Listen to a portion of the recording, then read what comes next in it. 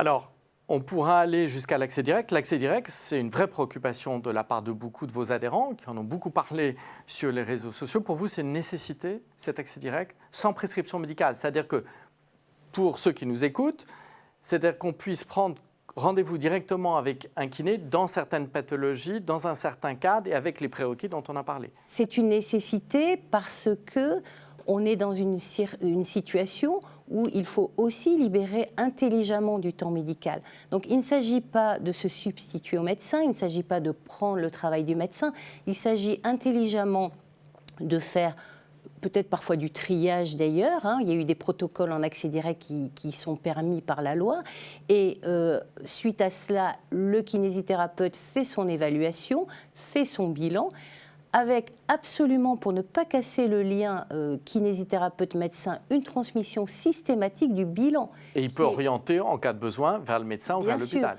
Il y a des drapeaux rouges, on regarde quels sont les drapeaux rouges, tout de suite il faut référer dès lors que ça dépasse des compétences. On parlait simplement de l'entorse de cheville, c'est déjà le cas. Patrick Dehaye, jusqu'où aller? Est-ce que ça veut dire que le kiné, à condition encore une fois qu'il soit formé, qu'il y ait des protocoles, peut aller jusqu'à prescrire des examens complémentaires, des radios, comme le font d'ailleurs aux urgences parfois certaines infirmières, prescrire certains renouvellements d'ordonnances pour des anti-inflammatoires? Jusqu'où vous verriez ce rôle évoluer? Je pense qu'il faut surtout placer le kinésithérapeute comme professionnel d'entrée dans certains soins, dans certains parcours de soins. La question, c'est l'accès direct, dans quelles conditions et jusqu'où. Moi, l'accès direct, je vois simplement, en regardant les études, qu'il est pratiqué dans 63% des pays du monde. Bon, donc, quels sont les freins en France pour ne pas y aller? Effectivement, il y a une question de compétences et de formation. Je tiens vraiment à mettre la formation très clair, au centre de la dynamique.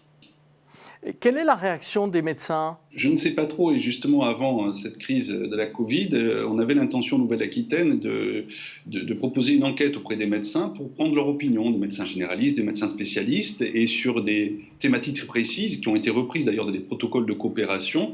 Alors la traumatologie articulaire périphérique en milieu sportif lorsqu'il n'y a pas une indication médico-chirurgicale d'emblée, la lombalgie aiguë, mais également la BPCO lorsqu'elle est déjà médicalement diagnostiquée. Et je voulais poser la question à mes confrères et savoir qu'est-ce que vous en pensez si on dit qu'un kinésithérapeute, dans ces cadres précis et selon des protocoles établis par la Haute Autorité de Santé, prenait en charge initialement le patient.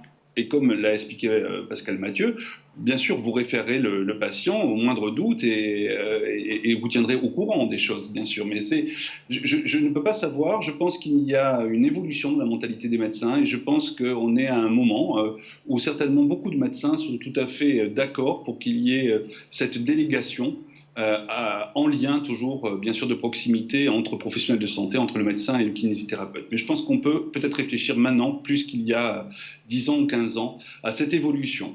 Pascal Mathieu, une réaction au propos de Patrick Dehaye? Mais moi, je suis ravie de l'idée de cette enquête, tout simplement parce que, en fait, c'est notre quotidien. Dans mon cabinet, j'ai déjà eu des patients qui arrivent en disant « Tiens, ils viennent pour autre chose. Parfois, j'ai mal là depuis quelques jours, qu'est-ce que vous en pensez ?»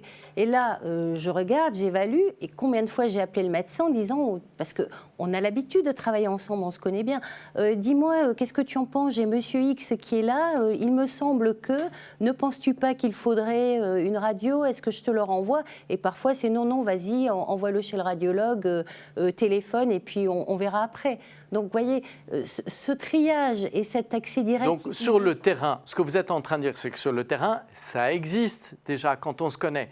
Il faut juste qu'il y ait des protocoles et la formation.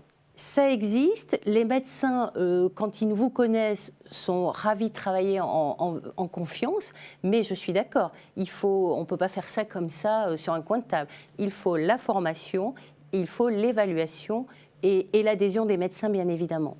Est-ce que ça permettrait de diminuer la pression sur les urgences? Parce qu'aux urgences, il y a beaucoup de traumatos. Il y a énormément de traumatos aux urgences. Alors, ce n'est pas tant une question de diminuer la pression sur les urgences, parce que ça, on s'est beaucoup organisé ces dernières années pour que cette pression, on puisse la recevoir.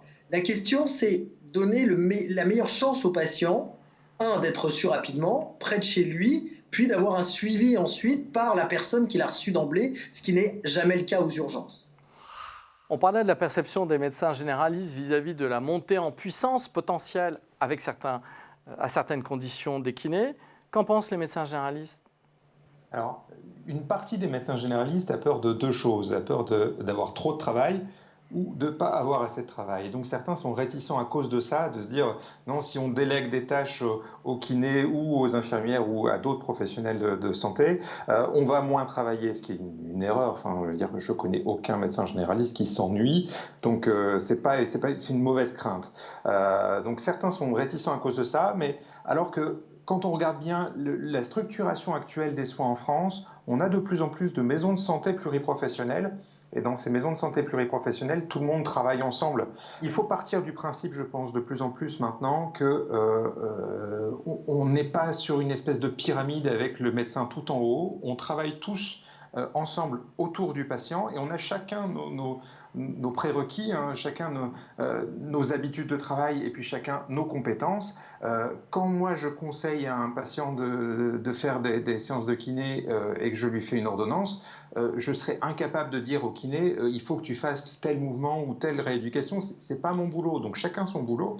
Et si on délègue des tâches, moi je trouverais ça vraiment une très très bonne idée, à condition qu'il y ait toujours ce retour d'information, hein, c'est surtout ça qui est le plus important, qu'on puisse savoir exactement ce qui s'est fait, ce qui s'est dit, et qu'on puisse prendre en charge mieux le patient grâce à ça.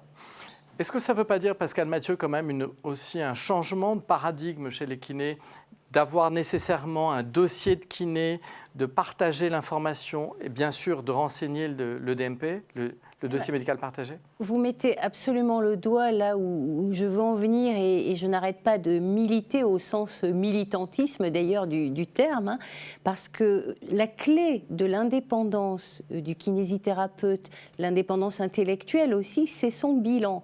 Et le bilan, ce n'est pas juste un objet que l'on fait au moment où on voit le patient et qu'on laisse sur un coin de table, c'est véritablement l'état du patient à un instant T, son évaluation, et c'est pas figé dans le temps. C'est-à-dire qu'au fur et à mesure de l'évolution du patient, on complète le bilan et quand il y a un changement, quand il y a une adaptation parfois du traitement médical ou quelque chose qui nous alerte chez le patient, tout de suite on réfère en transmettant au médecin le bilan qui est vraiment notre outil clé au service du patient, encore une fois.